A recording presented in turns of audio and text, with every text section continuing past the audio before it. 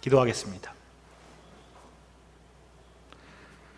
사랑의 주님, 우리 인간에게 맡겨주신 이 세상을 우리가 잘 관리하지 못하고 무분별하게 사용하고 남용으로 인해서 원래 하나님의 창조 세계의 질서가 깨어진 세상을 오늘 우리는 살 수밖에 없습니다.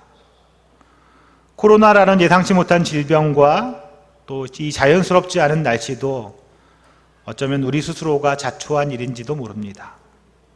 그래서 우린 주님의 나라가 이 땅에 속히 오고 다시 완전한 질서를 회복하기를 소망합니다. 이 시간 우리는 주님을 향한 예배를 드립니다. 우리의 삶의 주인이신 주님께 진실과 전심으로 경배를 드립니다. 우리의 가진 것 전부를 주 앞에 내려놓습니다. 우리의 전심이 담아 드리는 이 예배를 주님 기뻐 받아주시고 이 시간 우리 각 사람 마음 가운데 충만하게 임하여 주옵소서. 성경의 말씀을 굳게 붙들고 오늘을 살아가는 우리 시온 가족들이 되게 하시며 이 시간 선포되는 말씀 속에서 내게 주시는 주님의 말씀도 깨닫는 지혜도 허락하여 주옵소서. 예수님의 이름으로 기도합니다. 아멘. 사랑하는 시온 가족 여러분, 코로나로 인해서 힘들다는 이야기가 너무 많이 들려서 이제는 그런 이야기만 들어도 우울한 시기입니다. 그런데 한여름에 이 늦장마가 웬일인지 웬 말인지 이번 주도 내내 하늘도 흐리고 또 많은 비까지 내려서 더욱 그렇지요. 그칠만 하면 내리고 그칠만 하면 내리고 그래서 마음이 참 우울하고 또 찹찹해지는 시기인 것 같습니다.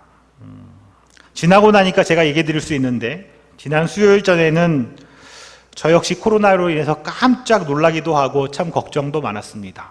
얘기할까 말까 하다가 궁금해 하실까 봐.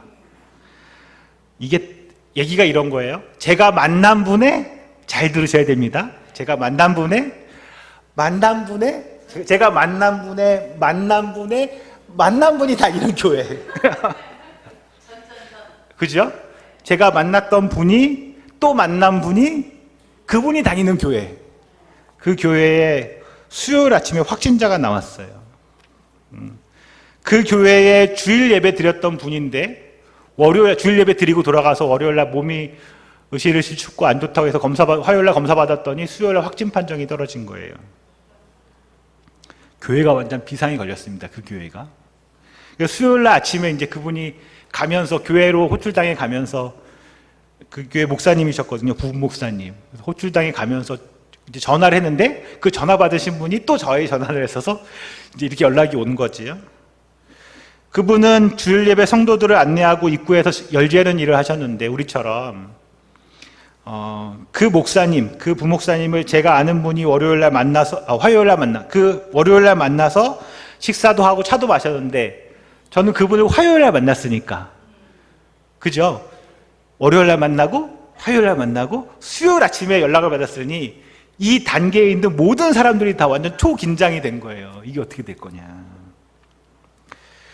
그래서 큰일 났구나 생각했죠. 그래서 김창현 목사님께서 어떻게 하면 좋겠냐 여쭤보기도 하고 당장 목요일부터 새벽 예배 멈추고 우리 나오는 권사님들 무조건 교회 오지 마세요. 새벽 예배 교회 오지 마세요. 일단은 저를 안 만나야 되니까 오지 마세요. 저희 어머니 아버지도 교회 오지 마세요. 다 이렇게 말을 해놓고 이제 기다렸죠. 근데 결론은 제가 이렇게 말씀드릴 수 있는 게 있잖아요. 다행히 조사를 해보니 그 교회 목사님이 하필 열을 재고 있었는데 그 확진된 분이 오는 순간에 딴 데가 있었던 거예요. 딴 일이 있어서 그 자리를 떠나서 직접 그 확진된 분하고 만난 적이 없는 거예요. 동선이 겹치는 부분도 없는 거예요.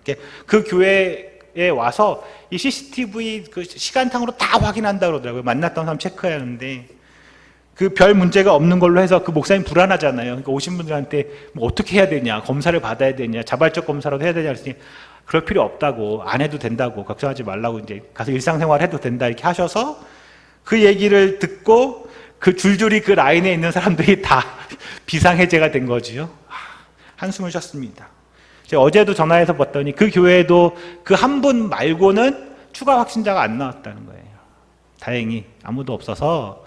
그래도 이제 직접 부딪혔던 분, 동선상에 있는 분들은 검사를 받았는데 다 음성이 나왔지만 지금 2주간 다 자가격리한 상태고, 직접 동선에 있지 않은 분들은 이제 능동적 감시자인가 뭐 이렇다 그래서 혹여 아프면 얘기하고 아니면 뭐 상관없고 뭐 이런 식의 일상생활을 하도록 해도 된다고 하죠. 코로나 참 무섭지요. 그죠? 이게 제가 처음에 말씀드렸잖아요. 제가 아는 분의 아는 분. 우리가 전혀 상관없는 사람이 그 문제가 생겼는데 이게 계속 여파를 타고 파도처럼 우리 밀려오는 겁니다. 그렇게 불안에 떨어야 하니 요즘 사는 세상이, 우리가 살고 있는 세상이 그렇습니다. 일상생활에 어디에 위험 요소가 있는지 알 수 없으니 안정되고 평안하지가 않지요. 그래서 오늘 하루를 평범하게 마치는 게 하나님의 은혜입니다. 아멘. 제가 지난 몇 주간 계속 무거운 주제로 설교를 해서 오늘은 좀 힘이 되고 편안한 이야기를 하고 싶었는데 오늘 이야기가 그럴지는 잘 모르겠습니다. 사랑하는 시온가족 여러분, 우리 교회, 우리 시온교회는 여러분에게 좋은 교회인가요? 아멘? 아니면 혹여 내가 기대했던 것보다 부족한 교회는 아닌가요? 우리 교회는 여러분이 기대했던 그런 이상적인 교회인가요? 거기 아닌가요? 아멘을 크게 해주셔서 더 말하지 말까요? 사람들이 말하기에 지상의 교회는 불완전하다고 합니다. 이 땅에 있는 교회들은 불완전하다고 하지요. 완전한 교회는 오직 하늘에만 존재한다고 합니다. 그래서일까? 교회 안에 있는 사람들을 보면 많은 사람들이 마음을 정하지 못하고 떠도는 사람들을 보게 됩니다. 특히나 큰 교회일수록, 대형 교회일수록 그런 사람들이 많이 보이죠. 어떤 이들은 원하는 물건을 찾아서 쇼핑하는 듯 이 교회에서 저 교회로 떠돕니다. 한 교회에 쉽게 뿌리내리지 못하는 교인들이 있지요. 이들은 예수 안에서도 쉼을 얻지 못하는 불안한 영혼들입니다. 제가 그동안 살면서 교회를 몇 번 옮겨봤나 생각해 봤더니 그래도 꽤 많아요. 한 번, 두 번, 세 번, 네 번, 다섯, 여섯. 시온교회까지 6번째 정도 되거든요. 사람들이 좋은 교회를 찾지요. 이상적인 교회를 기대합니다. 어떤 교회가 좋은 교회일까요? 어떤 교회가 여러분이 기대하는 그런 이상적인 교회입니까? 제가 생각하기에 아마도 이상적인 교회는 이런 교회가 아닐까요? 사랑이란 접착제로 서로 끈끈하게 붙어있는 교회, 또 다른 사람들의 짐을 대신 지어주는 사람들이 많은 교회, 그리스도 안에서 살아 움직이는 사람들로 생동감을 느낄 수 있는 교회, 성령 충만한 사람들이 많은 교회, 선교적 마인드를 가진 사람들로 인해서, 그러니까 전도를 잘하는 사람들로 인해서 언제나 새 생명이 넘치는 교회, 헌신과 섬김이 충만하고 하나님께 드림이 넘치는 교회, 겸손하고 친절하고 배려심이 많은 교회. 어떻습니까? 혹시 이런 교회가 여러분이 생각하는 이상적이고 좋은 교회인가요? 아닌가요? 많은 사람들이 이런 교회를 찾을 겁니다. 이런 교회가 아니라고 생각들면 또 다른 교회를 찾아갈 수 있겠죠. 그곳에서 찾지 못하면 또 다른 교회로 옮겨갑니다. 무언가를 계속 찾아다니는 거죠. 물론 뭐 이런저런 것 다 귀찮고 아무 생각 없이 그냥 습관적으로 교회를 나오는 분들도 혹시 계시겠지만 그런 분들은 제외하고입니다. 어떤 동네에 한 중년 집사님이 계셨습니다. 그분은 자신의 교회에 대해서 늘 불만이 많았습니다. 늘 불만이 많았어요. 그가 보기에 교회에 사는 일은 늘 못마땅했습니다. 찬송을 크게 부르면 하나님이 귀가 먹였냐, 뭐 노래를 이렇게 크게 하냐고 얘기하고, 찬송을 조용히 부르면 이 사람들이 맥이 빠져서 힘이 없다고 얘기하고, 설교가 길면 지루하다고 하고, 또 설교가 짧으면 저 목사가 아무 준비 없이 강단에 올라갔다고 얘기하고, 그렇게 불평불만을 했습니다. 자기가 다니는 교회는 물론 이웃 교회에 대해서 서슴없이 불만을 토로했습니다. 이런 교회는 이 교회는 저 교회는 너무 말씀만 강조해. 그래서 틀렸어. 이렇게 말하고. 저 교회는 말씀을 갖고 무슨 체험과 신비와 성령 이런 것만 얘기해. 그 이상한 교회야. 이렇게 말하는 거지요. 이런 집사님의 모습을 보다 못한 교회 목사님이 하루는 집사님을 조용히 불렀습니다. 그 목사님이 찾아온 집사님을 반갑게 맞이하고 그 집사님에게 좋은 소식이 있다. 좋은 소식이 있다고 말했습니다. 집사님을 위해서 제가 정말 이상적으로 집사님이 너무 좋아할 만한 그런 교회를 두루 찾았는데 드디어 한 곳을 발견했습니다. 그곳에 가시면 제가 그곳 주소를 알려드릴 테니까 그곳 가시면 정말 집사님이 생각했던 그대로 정말 이상적인 그런 신앙생활을 하실 수 있을 겁니다. 제가 주소를 알려드릴 테니까 꼭 한번 가보십시오 라고 말했습니다. 반갑죠. 너무 반가운 소식에 그 집사님이 목사님 그런 좋은 소식을 이제야 저한테 얘기해 주시죠. 그런 좋은 교회가 있었다면 진작에 알려주셔야죠. 왜 이제 말씀하십니까? 제가 그동안 여기서 얼마나 마음고생한 줄 아세요? 이렇게 말했지요. 역시 개념 없는 사람처럼 그렇게 말했습니다. 그리고 곧이어 목사님 그러니까 빨리 그 교회 어디 있다는 말입니까? 이렇게 물었지요. 그러자 목사님이 대답했습니다. 제가 보기에 그 교회는 정말 너무나 이상적으로 좋은 교회입니다. 저도 그런 교회에서 신앙생활 하고 싶을 정도지요. 교인들이 얼마나 친절하고 겸손한지 분명히 집사님도 너무나 만족하실 겁니다. 그런데 말이지요. 한 가지 문제가 있다고 하더군요. 그 말을 들은 집사님이 궁금해서 물었습니다. 그게 뭔데요, 목사님?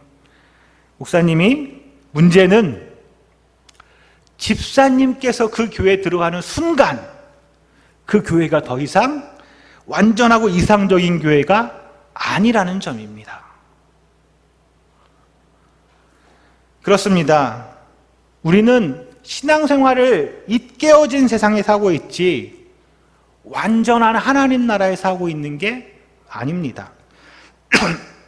이 지상의 교회는 에덴 동산이 아닙니다.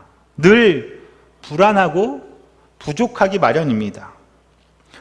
우리는 제가 앞에 말씀드린 그 이상적인 교회를 도대체 어디에서 찾을 수 있을까요? 어디에서 정말 그런 이상적인 교회를 만나게 될까요? 사실 이런 이상적인 교회를 찾는 일은 비단 요즘에만 나타나는 현상이 아니었습니다. 사람들이 오늘날에만 그런 걸 찾아다닌 게 아니라 예전부터 그랬기 때문입니다. 중세시대에도 많은 사람들이 이런 이상적인 교회를 찾았습니다. 정말 그렇게 찾아보려고 무던히 애를 썼지요. 그러다 보니까 중세시대 신학자들이 이런 생각을 했습니다. 그들은 교회를 두 종류로 나누었지요. 교회를 두 가지로 나누었다는 거예요. 하나는 보이는 교회이고 또 하나는 보이지 않는 교회라는 것입니다.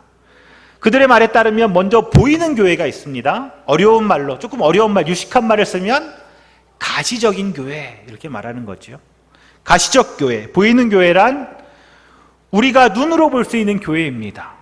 건물과 또 재정 이런 것들을 가지고 있는 교회지요. 실질적인 문제를 가지고 있고 진짜 사람들로 구성된 교회입니다. 교회 안에 지체들이, 교회 안에 성도들이, 우리 가족들이 깨지고 불완전한 사람들로 구성된 교회입니다. 가시적 교회는 그래서 불완전한 교회이지요. 그런데 이와 반대로 보이지 않는 교회도 있습니다. 마찬가지 어려운 말로 하면 불가시적 교회라고 하지요. 이 교회는 하나님이 처음에 의도하셨던 그 모델 교회입니다. 정말 이상적이고 완전한 교회입니다. 진짜 교회입니다. 참된 교회입니다. 그런데 그렇게 두 가지 교회로 나누었다고 할 때 혹시 여러분 중에서 이 완전한 보이지 않는 교회를 보신 분이 계신가요? 혹시 나는 이런 교회가 있다고 생각해 하는 분이 있을까요? 사실 이런 구분은 이론적으로만 가능하지 아무도 보이지 않는 교회를 본 적이 없습니다. 아니, 볼 수가 없지요. 그러니 그 교회에, 그 보이지 않는 교회에는 누가 속해 있는지, 누가 다니고 있는지 알 수도 없습니다. 오직 그런 교회가 있다면 하나님만이 그 교회를 볼 수도 있고 그 교회에 속한 성도들을 알 수도 있겠지요. 보이지 않는 교회에서는 성도들이 함께 예배할 수 없습니다. 찬송을 부를 수도 없습니다. 함께 성찬을 나눌 수도 없습니다. 누가 누구인지도 모르는 상태이고, 그래서 함께 할 수 있는 일은 아무것도 없습니다. 그냥 개념일 뿐이죠. 그런 추상적인 저 하늘에 있는 교회다라는 것이죠. 그런 이유 때문에 종교개혁자였던 칼빈은 항상 교회는 어떤 교회요? 보이는 교회여야 한다고 강조했습니다. 이 보이는 교회, 보이는 그 교회야말로 교회의 핵심이라고 하지요. 진짜 교회, 그리고 실제 교회는 보이는 교회입니다. 진짜 교회, 실제 교회는 보이는, 한번 옆을 보세요. 옆에 누가 계시죠?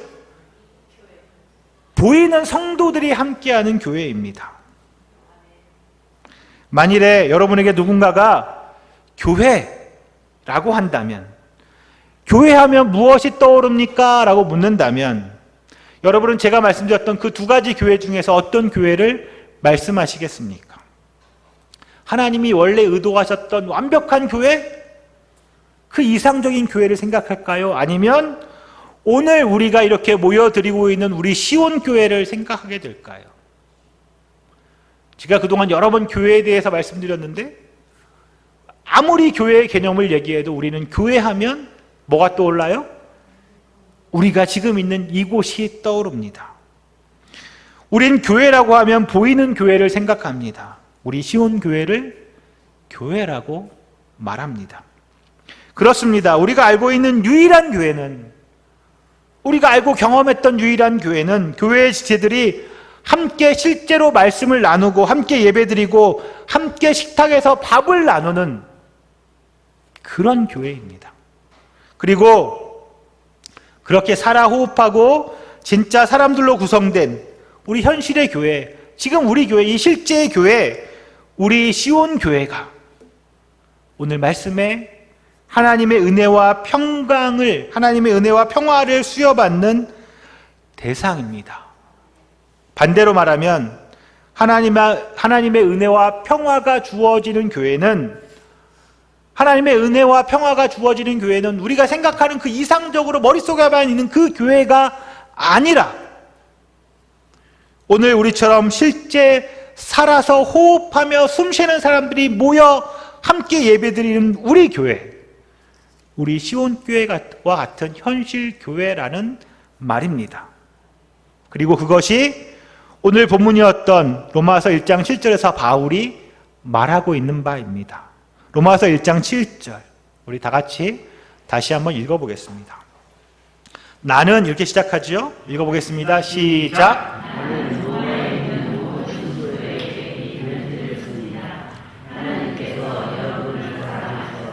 그의 거룩한 백성으로 부르셨습니다. 하나님 우리 아버지와 주 예수 그리스도께서 내려주시는 은혜와 평화가 여러분에게 있기를 빕니다. 아멘. 아멘.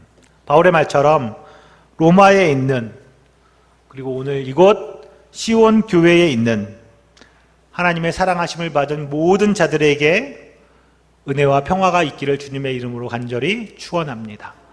아멘. 사랑하는 시온 가족 여러분, 그래서 우리 교회처럼 보이는 교회는 불완전한 교회임에도 불구하고 하나님께 부르심을 받아 사랑받고 있는 교회이기 때문에 더욱더 하나님의 은혜와 평화가 필요하지 않을까요? 그래서 바울은 구체적인 지역교회였던 로마 교회를 향해서 하나님의 은혜와 평화를 기원합니다. 먼저 은혜 이야기를 해볼까요? 여러분, 은혜가 무엇이죠? 은혜는 하나님께서 우리가 아직 죄인 되었을 때에 그리스도께서 우리를 향한 자기의 사랑을 보여주신 것입니다. 은혜는 우리가 하나님의 원수들이었을 때 그의 아들의 죽으심으로 우리가 하나님과 화해할 길을 열어놓으신 것입니다. 은혜는 우리가 길을 잃고 산중에 헤맬 때에 선한 목자께서 찾아와 우리를 어깨에 둘러매시고 원래 양 우리로 돌아오게 하셨다는 것입니다. 우리가 하나님을 알기 전에 하나님이 먼저 너는 내 것이다 라고 권리를 주장하는 것입니다. 은혜는 자비에 풍성하신 하나님께서 그 큰 사랑으로 우리를 사랑하시고 심지어 우리가 범죄해 죽었을 때에도 우리를 그리스도와 함께 다시 살리셨다는 것입니다. 아멘. 우리 다시 한번 말해볼까요? 우리에게 은혜가 무엇이지요? 은혜는 우리가 아무리 사랑받을 수 없는 형편과 처지에 있다 해도 하나님께서 우리를 사랑하신다는 것입니다. 사랑의 눈먼 하나님이시죠. 은혜는 하나님께서 우리의 슬픔을 짊어지시고 우리의 비통함을 대신 지어주신다는 것입니다. 지게꾼 하나님이십니다. 은혜는 깨어지고 산산조각난 우리의 삶들을 자신의 손으로 챙이 주워 담아 다시 기적적으로 새롭게 만들어 가시는 것입니다. 토기장이 하나님이시죠. 그 모든 것이 은혜입니다. 은혜는 마치 약처럼 우리 몸에 스며들어서 온몸에 퍼져 들어가는 그리스도의 희생이고 그리스도의 부활이십니다. 그래서 은혜란 복음의 핵심이고 동시에 복음의 전부입니다. 그렇다면 평화는 무엇일까요? 평화. 이 말은 평강 또는 평화로 번역되는 히브리어는 샬롬이라는 말입니다. 샬롬. 이 말은 화해, 온전함 이런 걸 뜻하는 거지요. 잘 있음, 넉넉함, 가득함, 풍성함 이런 걸 말합니다. 그래서 옛날의 예언자들은 예수님이 오신 다음에 샬롬의 세상을 꿈꾸었습니다. 이 세상이 샬롬의 세상이 되기를 바랬습니다. 그들은 이런 꿈을 꾸었지요. 물고 뜯고 하는 자들이 서로 화목하고 화해하게 되는 그런 세상에 대한 꿈입니다. 늑대와 양이 함께 살고 사자와 어린아이와 함께 노는 그런 세상에 대한 꿈입니다. 사람들이 칼로 쟁기를 만들고 창으로 낫을 만드는 그런 세상에 대한 꿈입니다. 이 나라와 저 나라가 다시는 칼을 들고 서로 치지 아니하며 다시는 전쟁 연습을 하지 않는 그런 세상에 대한 꿈입니다. 파종하는 자가 곡식 추수하는 자의 뒤를 따르고 포도 밟는 자가 씨 뿌리는 자의 뒤를 이으며 산들이 단 포도주를 흘리고 작은 산들이 녹아져 내리는 그런 세상에 대한 꿈입니다. 부활하신 그리스도께서 첫 번째 부활주일 저녁에 그의 제자들에게 나타나 이렇게 말씀하셨습니다. 너희에게 평화가 있을지어다. 이 말을 다시 하면 너희에게 샬롬이 있을지어다 라는 거죠. 그분은 위대한 예언자처럼 새로운 이스라엘로 시작된 그의 제자들에게, 그 교회에게 샬롬의 세상을 선물하셨습니다. 오늘 본문에서 바울도 로마의 교회 성도들에게 예수님께서 제자들에게 하신 것과 똑같이 인사합니다. 너희에게 샬롬, 평화가 있을지어다. 아멘. 은혜와 평화, 이 두 가지는 불완전한 이 지상교회를 향해 주신 하나님의 위대한 선물입니다. 오늘 우리가 있는 이 시온교회를 향해 주신 선물입니다. 기억해 주십시오. 교회는 하나님께서 자신의 은혜와 평화를 베푸는 공동체입니다. 교회는 하나님의 은혜와 평화로 우리가 정말 서서히 예수를 닮아가도록 우리를 변화시키는 그 일이 일어나는 공동체입니다. 교회는 한 영광에서 그것보다 한 등급 높아진 더 나은 영광으로 계속 성장해가는 공동체입니다. 우리가 이 교회에 대한 사실을 기억한다면, 즉 교회에 주신 하나님의 선물이 은혜와 평화라는 것을 기억한다면, 이제 교회가 선포하는 놀라운 선언, 즉 오늘 설교의 제목인 교회 바깥에는 구원이 없다라는 말의 참 뜻을 알게 될 것입니다. 교회 바깥에는 구원이 없습니다. 우리의 신앙 고백서 중 하나인 벨기에 신앙 고백서 28항에는 이런 고백이 있습니다. 제가 읽어보겠습니다. 거룩한 모임과 회중은 구원받은 자들의 모임이며 이것을 떠나서는 구원이 없으며 아무도 이것으로부터 물러서서 스스로 만족해서는 안 됩니다. 우리는 이 사실을 믿습니다. 교회를 떠나서는 구원이 없습니다. 교회 바깥에는 구원이 없습니다. 물론 제가 드리는 이 말이 어떤 이에게는 매우 귀에 거슬릴 수도 있고 심하게 들릴 수도 있습니다. 좀 지나친 말처럼 느껴질 수도 있습니다. 그러나 분명한 것은 제가 드리는 이 말이 신학자들이 주장하는 교리나 교회에 편협한 자랑이 아니라는 점입니다. 이 말은 억압되고 고통받던 세상에서 살던 사람들이 교회에 들어와서, 교회 안에 와서, 불완전하지만 우리 교회에 와서 은혜와 평화를 맛보게 되었다는 말입니다. 교회 안에서 진정한 구원을 경험하게 되었다는 말입니다. 그런 교회 안에서 은혜와 평화 그리고 구원을 경험한 자들의 고백입니다. 사랑하는 시온가족 여러분, 초대교회 시대에, 초기 기독교 시대의 교부였던 키프리언이라는 분이 그의 친구 도나투스에게 쓴 편지에는 이런 글귀가 적혀 있었습니다. 제가 그 편지를 잠깐 좀 읽어보겠습니다. 잘 들어주세요. 도나투스, 포도나무 그늘 및 이 깨끗하고 아름다운 정원에서 바라보고 있는 세상은 생기로 가득한 세상이라네. 그러나 내가 크고 높은 산에 올라 눈앞에 펼쳐진 넓은 땅들을 바라본다고 하세. 아마 자네도 내가 무엇을 보는지 잘 알 걸세. 대로에는 산적들이 있고 바다에는 해적들이 있고 원형 경기장에서는 광기에 소리 지르는 관람객을 위해 검투사들이 사람을 죽이고 있지 않은가. 그리고 모든 지붕 아래에는 비참함과 이기주의로 가득하지 않은가. 정말로 형편없는 세상이지. 아주 나쁜 세상이야. 도나투스, 정말 믿기 어려울 정도로 악하고 몹쓸 세상이야. 그러나 조용하고 거룩한 사람들을 찾았다네. 그들은 죄 많은 세상에 있는 그 어떤 쾌락보다도 1000배나 더한 기쁨을 발견한 사람들이야. 그들은 무시되고 박해를 받지만 그런 것은 별로 상관하지도 않는다네. 그들은 이 세상을 극복하고 이겼다네. 도나투스, 이 사람들이 누군 줄 아는가? 그리스도인이라고 하는 사람들이야. 그리고 나도 그들 중에 하나라네. 우리 다시 한번 로마서 1장 7절을 읽어볼까요? 같이 한 목소리 읽겠습니다. 나는 로마에 있는 모든 신도에게 이 편지를 씁니다. 하나님께서 여러분을 사랑하셔서 그의 거룩한 백성으로 부르셨습니다. 하나님 우리 아버지와 주 예수 그리스도께서 내려주시는 은혜와 평화가 여러분에게 있기를 빕니다. 아멘.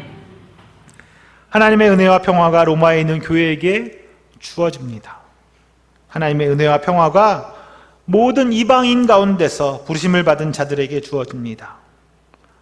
그리고 하나님의 은혜와 평화가 그리스도에게 속하도록 부르심을 받은 모든 자들에게 주어집니다.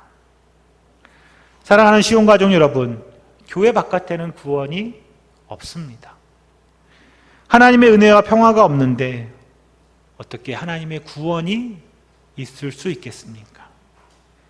다시 말해 하나님의 은혜와 평화는 이 세상에서 불러내신 그 사람들, 이 세상에 하나님이 택하시고 부르심을 받은 그 사람들의 공동체를 떠나서는 달리 보여질 수 없다는 그 말을 증명하는 것이기도 합니다. 그리스도인으로 사는 삶, 예수의 제자로서의 삶은 혼자 감당하고 걸어가기에는 너무나 힘든 삶입니다. 그런데도 그 길을 혼자 가겠다는 사람들은 이렇게 말하지요. 예수는 좋은데 교회는 싫다. 교회는 필요 없다. 나 혼자 잘 믿으면 되지. 아니요. 그리스도인의 삶은 교회 공동체 안에서 살아가는 삶입니다. 그리스도께서 죽으신 것은 바로 이 교회를 위해서, 교회 공동체를 위해서입니다. 이 사실을 에베소서 5장 26절과 27절에서는 이렇게 말합니다. 그리스도께서 그렇게 하신 것은 교회를 물로 씻고 말씀으로 깨끗하게 하여서 거룩하게 하시려는 것이며 티나 주름이나 또 그와 같은 것들이 없이 아름다운 모습으로 교회를 자기 앞에 내세우시려는 것이며 교회를 거룩하고 흠이 없게 하시려는 것입니다. 아멘. 시온교회라고 불리는 이곳에서 하나님의 사랑을 받고 거룩한 사람들이라 불리는 우리 시온 가족 모두에게 하나님 우리 아버지와 주 예수 그리스도부터의 은혜와 평화가 있기를 주님의 이름으로 축원합니다. 아멘. 우리 함께 나누어 드린 악보의 찬양 이런 교회 되게 하소서. 우리 찬양하고 말씀을 기억하며 기도하겠습니다.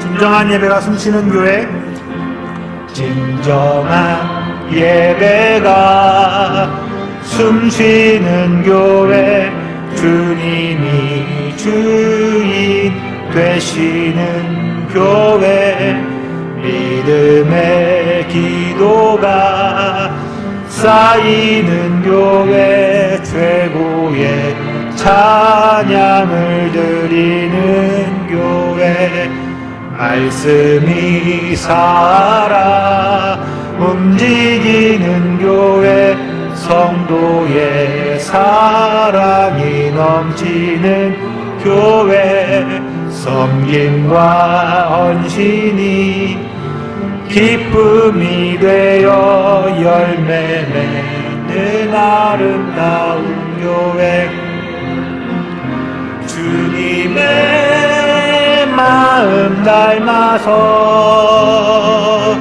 이웃을 사랑하는 교회, 주님의 영광을 위해서